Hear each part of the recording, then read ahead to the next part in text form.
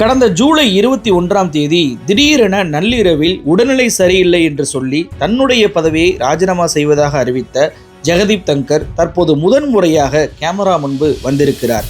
புதிய துணை குடியரசுத் தலைவர் பதவியேற்பு விழாவிற்கு அவருடைய இந்த வருகை மோடியின் பொய்யை அம்பலப்படுத்தியதோடு அவர் எம்பிக்களிடம் பேசியது மேலும் பாஜகவை மக்கள் மன்றத்தில் தோலுரித்து காட்டியுள்ளது.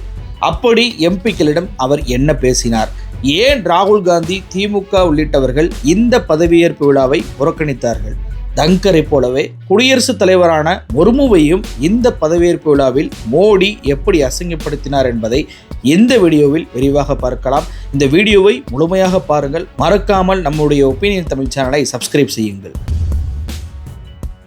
ஜெகதீப் தங்கர் ராஜினாமா செய்ததை அடுத்து புதிய துணை குடியரசுத் தலைவருக்கான தேர்தல் நடந்து அதில் சிபி ராதாகிருஷ்ணன் வெற்றி பெற்றார். அவர் பதவியேற்பு விழா செப்டம்பர் 12ஆம் தேதி நடைபெற்றது. இதில் யாருமே எதிர்பார்க்காத ஒரு ட்விஸ்டாக முன்னாள் துணை குடியரசுத் தலைவர் ஜெகதீப் தங்கர் கலந்து கொண்டார். முன்னாள் துணை குடியரசுத் தலைவராக இருந்த வெங்கையா நாயுடு, ஹமீத் அன்சாரி அவர்கள் அருகில் அவருக்கு இருக்கை என்பது ஒதுக்கப்பட்டிருந்தது. நிகழ்ச்சியில் கலந்து கொண்ட தங்கர் புதிய துணை குடியரசுத் தலைவராக பொறுப்பேற்ற சிபிஆருக்கு வாழ்த்துக்களை தெரிவித்துக் கொண்டதும் பல எம்பிக்களிடம் பேசியும் டீ பார்ட்டி வரை கடைசி வரை இருந்ததும் பலரையும் ஆச்சரியப்படுத்தியது. ஏனெனில் அவருக்கு உடல்நிலை சரியில்லை, அதனால்தான் பதவியை ராஜினாமா செய்தார் என்று மோடி கூறினார். அவரை ஓய்வெடுக்க விடுங்கள், தேவையற்ற ஆராய்ச்சி செய்ய வேண்டாம் என்றார் அமித்ஷா. ஒருவருக்கு உடல்நிலை சரியில்லை என்றால் எப்படி இந்த நிகழ்ச்சிக்கு ஆரம்பம் முதல் கடைசி நிகழ்ச்சியான டீ பார்ட்டி வரை இருந்திருக்க முடியும்? இது மட்டுமல்ல, பல எம்பிக்கள் உங்களை சந்திக்க வேண்டும், உங்களுடன் பேச வேண்டும் என்று ஏதோ புதிதாக பேசுவதைப் போலவே அவரிடம் பேசியிருக்கிறார்கள். தங்கரும் முறையான வீடு கிடைத்த பிறகு பேசலாம் என்று தன்னிடம் பேச நினைப்பவர்கள் அத்தனை பெயரையுமே குறித்து வைத்திருக்கக்கூடிய அந்த காட்சியும் அங்கே நடந்திருக்கிறது.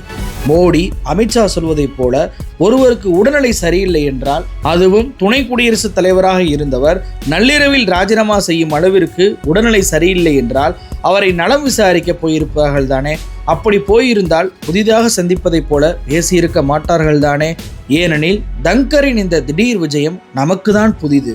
அவர்களுக்கு இல்லாமல் இருந்தால்தானே அவர் உடல்நிலை சரியில்லாமல் இருந்திருக்கிறார் என்ற கூற்று சரியாக இருக்கும். அப்போ இங்கே புதிதாக பேசுவதைப் போல பேசுவதை பார்த்தால் பாஜக அமைச்சர்கள் முதல் எம்பிக்கள் வரை ஒருவர் கூட ஜெகதீப் தங்கரை அவரது இல்லத்திற்கு போய் சந்திக்கவில்லை என்பதை காட்டுகிறதா இல்லையா? அவரை பார்க்க கூட கூடாது என்று மோடி, அமித்ஷா கட்டளை போட்டார்களா? அப்படி கட்டளை போடும் அளவிற்கு தங்கர் என்ன தவறை செய்துவிட்டார்? பாஜக எம்பிக்களாவது பேசினார்கள், மோடி, அமித்ஷா அந்த பக்கம் போகவே இல்லை என்கிறார்கள் நிகழ்ச்சியில் கலந்து கொண்டவர்கள். தங்கர் மீது இப்படியெல்லாம் எந்த கேள்வியும் கேட்டுவிடக் கூடாது என்பதற்காக தான் புதிய துணை குடியரசுத் தலைவர் பதவியேற்பு விழாவிற்கு அழைக்கப்பட்டாரா? அப்படி அவர் அழைக்கப்பட்டும் மோடி சிக்கிவிட்டார் என்பதே உண்மை. அவருக்கு அருகில் இருக்கும் வெங்கையா நாயுடு தனது அரசு இல்லத்தை விட்டு வெளியேறும் போது அவருக்கு ஒதுக்கப்பட்ட அரசு பங்களா தயாராக இருந்தது. அதில்தான் அவர் இன்று வரை தங்கியிருக்கிறார். அதே போல ஹமீத் அன்சாரி அவர்கள் அரசு இல்லத்தை விட்டு வெளியேறும் போதும் அரசு ஒதுக்கிய பங்களா அவருக்கு தயாராக இருந்தது. ஒவ்வொரு குடியரசுத் தலைவருக்கும் அப்படிதான் நடந்து கொண்டிருந்தது. ஆனால் ஜெகதீப் தங்கருக்கு ஏன் அப்படி இல்லை? தங்க வீடு இல்லாமல் எங்கே போய் தங்குவது என்று தெரியாமல் முழித்து கொண்டிருந்த தங்கரை தன்னுடைய பண்ணை வீட்டில் தங்க வைத்தார் INLD கட்சியின் தேசிய தலைவரான அபய் சௌதாலா. ஏன் ஒரு பாஜக எம்பிக்கள் கூட அவருக்கு தங்க அடைக்கலம் கொடுக்கவில்லை? பாஜக அரசியல் எதிரி வீட்டில் தங்கும் நிர்பந்தம் ஏன் அவருக்கு ஏற்பட்டது? இதில் கொடுமையான விஷயம் என்றால், மோடி சொல்வதை இன்று வரை இந்த பதவியேற்பு நிகழ்ச்சி வரை அடிமை போல ஜெகதீப் தங்கர் கேட்பதுதான். வரச் சொன்னால் வரவேண்டும் என்ற நிலை தங்கருக்கு இன்னமும் இருக்கிறது. அவர் வாய் திறக்கவே மறுக்கிறார். ஒவ்வொரு முறையும் அவர் எங்கே இருக்கிறார் என்ற கேள்வி எழும்போதெல்லாம் ஏதாவது ஒரு விஷயம் மீடியாவில் வரும். ராகுல் காந்தி கேட்டபோது அவர் யோகா செய்கிறார், டேபிள் டென்னிஸ் விளையாடுகிறார் என்ற செய்தி வெளியானது. துணை குடியரசுத் தலைவர் தேர்தல் நடந்தபோது அவர் புதிய வீடு கேட்டு விண்ணப்பம் செய்த செய்தி வெளியானது. தேர்தல் முடிந்தவுடன் சிபிஆருக்கு வாழ்த்து சொல்லி கடிதம் அனுப்பியதாக செய்தி வெளியானது. எதிலுமே தங்கர் தோன்றவில்லை. அவர் எழுதியதாக சொன்ன கடிதமோ புகைப்படமோ கூட வெளியாகவில்லை. வெறும் செய்தி மட்டும்தான்.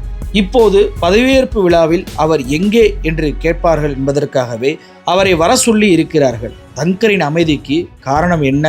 அவருக்கு இன்னமும் எம்எல்ஏ பென்ஷன் வருமா வராதா என்று தெரியவில்லை. அவருக்கு புதிய வீடு கிடைக்குமா கிடைக்காதா என்ற தகவல் இல்லை. அவருக்கு சொகுசு வசதிகள் கிடைக்குமா கிடைக்காதா என்ற அந்த தகவலும் இல்லை. வெறும் விண்ணப்பம் மட்டுமே போட்டு காத்து கொண்டிருக்கிறார் தங்கர். இது எல்லாம் கிடைக்க வேண்டும் என்பதற்காக அமைதி காக்கிறாரா, இல்லை ஏதாவது பேசினால் நம்மை ஏதாவது செய்து விடுவார்களோ என்ற உயிர் பயத்தில் இருக்கிறாரா?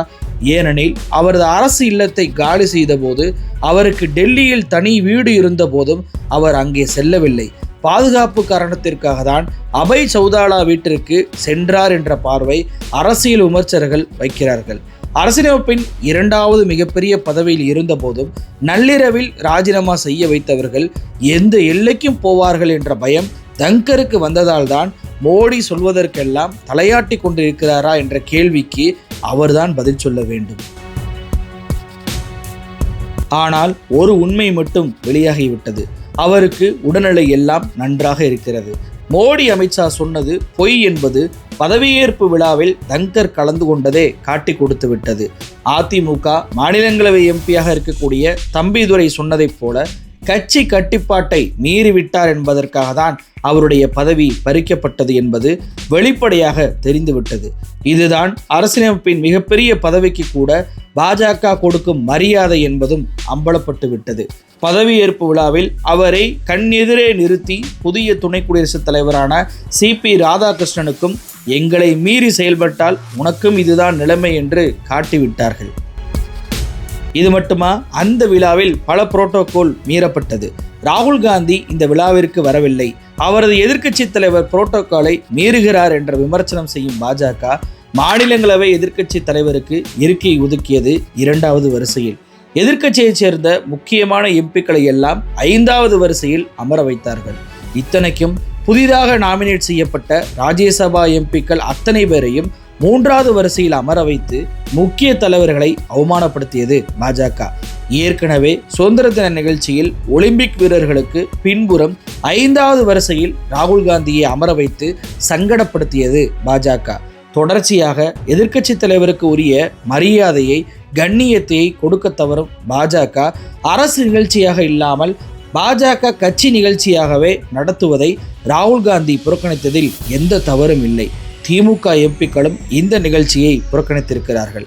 துணை குடியரசுத் தலைவர் வேட்பாளராக அறிவிக்கப்பட்டு தற்போது பதவியேற்று கொன்ற வரை ஒரு முறை கூட தமிழ்நாட்டை எட்டி பார்க்கவில்லை இந்த சிபி ராதாகிருஷ்ணன். அந்த அளவிற்கு தமிழ்நாட்டை இப்போது புறக்கணிக்கிறார். இதைவிட ஒரு கொடுமை, குடியரசுத் தலைவர் முர்முவை மோடி அசிங்கப்படுத்தியதுதான். பொதுவாகவே துணை குடியரசுத் தலைவரை குடியரசுத் தலைவர் தான் பதவி பிரமாணம் செய்து வைப்பார். அது குடியரசுத் தலைவருக்கான நிகழ்ச்சி. ஆனால் அந்த ஹாலுக்கு மோடி 10 மணிக்கு வந்தபோது லேடிஸ் அண்ட் ஜென்டில்மேன் பிரதமர் வருகிறார் என்ற அறிவிப்பு செய்யப்படுகிறது. உடனே எல்லோரும் எழுந்து நின்றார்கள். இது அப்பட்டமான விதிமீறல். குடியரசுத் தலைவருக்கே இந்த அறிவிப்பு செய்ய மாட்டார்கள். குடியரசுத் தலைவர் அணிவகுப்போடு வரும்போது இயல்பாகவே எல்லோரும் எழுந்து நிற்பார்கள், அல்லது அவருக்கு மட்டும் அறிவிப்பு என்பது செய்யப்படும்.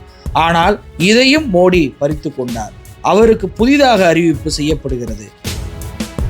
புதிய நாடாளுமன்றம் திறக்கும் போதும் முர்மு இடத்தில் மோடிதான் இருந்தார். தற்போது பதவியேற்பு விழாவிலும் அவருடைய மரியாதையை இவர் எடுத்துக்கொள்கிறார். இந்த நாட்டின் தலைமகன் பொறுப்பு குடியரசுத் தலைவர் தான். ஆனால் அந்த பதவியை அசிங்கப்படுத்தி தன்னை ஒரு மன்னராக மோடி ப்ரொஜெக்ட் செய்வது பலருக்கும் முகசுளிப்பை ஏற்படுத்தியது. எதிர்க்கட்சி தலைவருக்கும் மரியாதை இல்லை, துணை குடியரசுத் தலைவருக்கும் மரியாதை இல்லை, குடியரசுத் தலைவருக்கும் மரியாதை இல்லை, அரசியலமைப்பு சட்டத்திற்கும் மரியாதை இல்லை, உச்சநீதிமன்றத்திற்கும் மரியாதை இல்லை, தேர்தல் ஆணையத்திற்கும் மரியாதை இல்லை. இப்படி மோடி ஆட்சிக்கு வந்ததிலிருந்து சுதந்திர அமைப்புகள் எல்லாவற்றின் மரியாதையும் சீர்குலைக்கப்படுகிறது.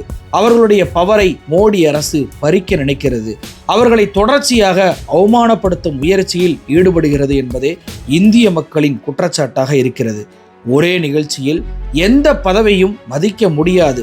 எல்லோருமே தனக்கு கீழ்தான், தான் சொல்வதை மட்டுமே செய்ய வேண்டும் என்று தன்னை ஒரு மன்னராக காட்டிவிட்டார் மோடி.